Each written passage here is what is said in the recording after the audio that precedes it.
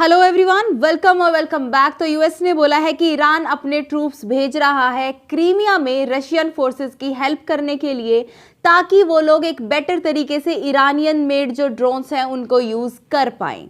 अब क्वेश्चन उठता है, ईरान रशिया की इतनी हेल्प क्यों कर रहा है, जबकि यूएस से बात चल रही है ईरान की न्यूक्लियर डील को रिवाइव करने के लिए। ये उसको भी जेपरडाइज कर सकता है। दूसरी बात, इसका इम्पैक्ट इंडिया पर क्या होगा, हम ये सब कुछ डिस्कस करेंगे। But before that please take a moment to subscribe to the channel and like and share this video. US ने बोला है कि हमारे पास एविडेंस है कि ईरान ने अपने ट्रूप्स को भेजा है रशियन ऑक्यूपाइड टेरिटरीज में, ताकि रशिया की हेल्प हो सके ड्रोन्स को लॉन्च करने में, क्योंकि रशियन फोर्सेस उस तरीके से उस बेटर वे से उन ड्रोन्स को नहीं लॉन्च कर सकती जिस तरीके से ईरानियन फोर्स कर सकती है। इसीलिए ईरानियन आए हैं, जो ट्रेनर्स हैं, टेक्निकल सपोर्ट है, वो आया है रशियन फोर्सेस की हेल्प करने के लिए, ताकि रशियन फोर्सेस की हेल्प हो पाए to use those Iranian made drones with better lethality. Lethal होता है जो मारने की क्षमता रखता हो, उसके लिए लीथल यूज करा जाता है। ठीक है, अब बोला जा रहा है कि जो सिस्टम है, ये ईरानियन मेड जो ड्रोन्स हैं, ये अपनी बेस्ट परफॉर्मेंस नहीं दे रहे थे रशियन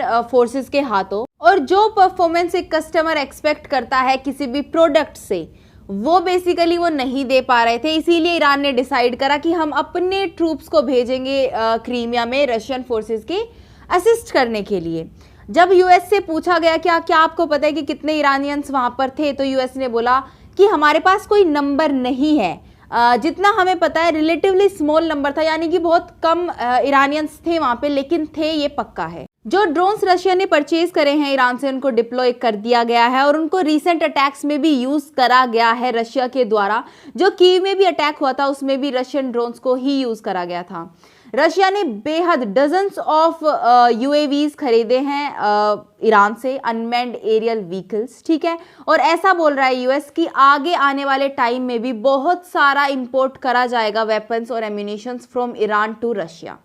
अब आपका क्वेश्चन ये होगा, रशिया के पास ऑफ कोर्स अपने भी ड्रोन्स हैं, तो वो यूज क्यों नहीं करते और ईरान से बेसिकली वो इंपोर्ट क्यों कर रहे हैं? इसका रीजन ये है, जो रशियन मेड ड्रोन्स हैं उन पे खर्चा ज्यादा आता है कंपैरेटिवली। ईरानियन ड्रोन थोड़े सस्ते पड़ जाते हैं, और रशिया देखो इतने दिनों से वॉर चल रही है, फैब में शुरू हुई थी, तो ऑफ कोर्स बहुत ज़्यादा रशिया को अभी नीड है वेपन्स की, ड्रोन्स की, इन सब की, और पैसे की भी।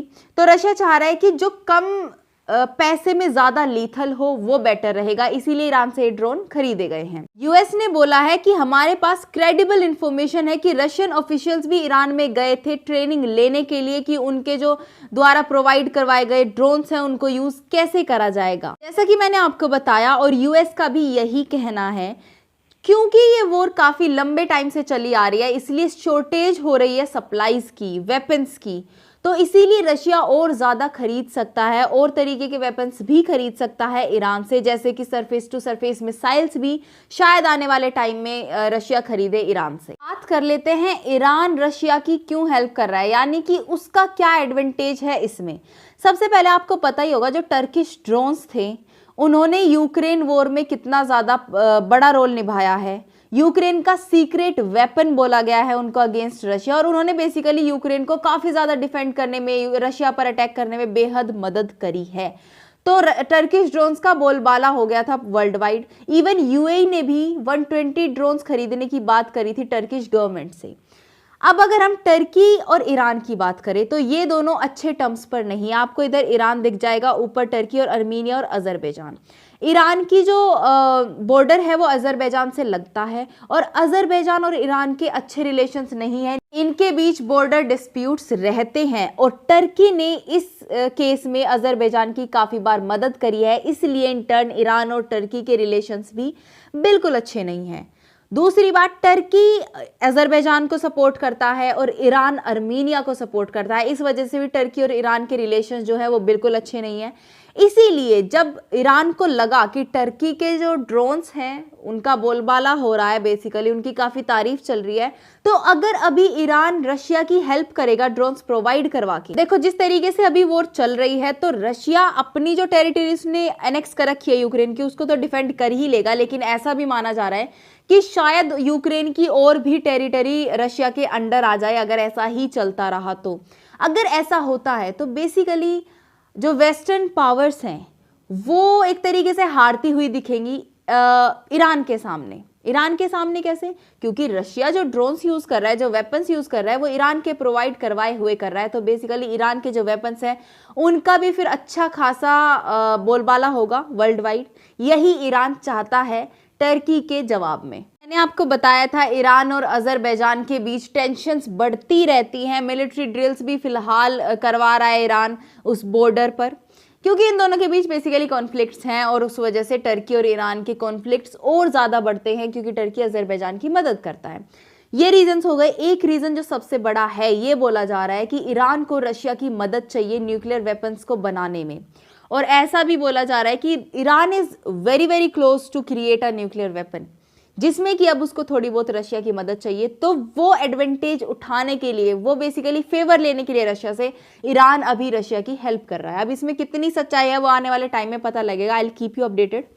अब जैसा कि मैंने बोला, जिस तरीके से ईरान हेल्प कर रहा है रशिया की, उस वजह से ईरान और यूएस के बीच जो न्यूक्लियर डील रिवाइव होने वाली थी, होने की बातें चल रही थी, वो बेसिकली जियोपर्टाइज हो सकती हैं। इस डील का नाम है JCPOA, यानी कि joint comprehensive plan of action. तो बेसिकली इस डील में दिक्कत आ सकती है। यूएस ने ईरान पर और ज़्यादा सैंक्शंस लगा दिए हैं, क्योंकि वो रशिया की हेल्प कर रहा है, और तरीके से भी यूएस ढूंढ रहा है बाकी मेजर्स को भी, ताकि तेहरान को अकाउंटेबल ठहराया जाए। अब आने वाले टाइम में देखो क्या हो सकता है।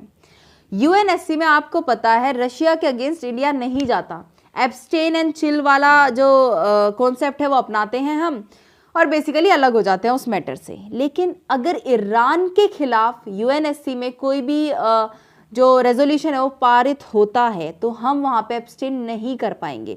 रशिया का केस डिफरेंट है। इवन जयशंकर जी ने बार बार बताया है कि रशिया ने हमारी उस टाइम पे मदद करी है जब कोई नेशन आगे नहीं आया था हमारी मदद करने के लिए, तो हम रशिया को नहीं छोड़ सकते। और दूसरी बात, हमारी जो डिपेंडेंसी है रशिया पे वो भी काफ़ी ज़्यादा है, वेपन्स को लेकर भी और चीज़ को लेकर भी।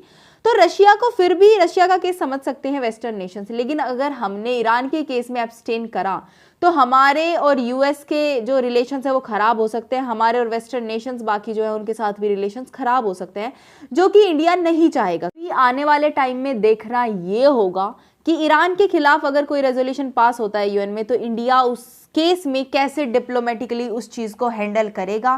This was the news for you guys. I hope you loved it. If you did, please give it a thumbs up and subscribe to my channel, and I will see you in the next video. Till then stay happy, healthy and bye.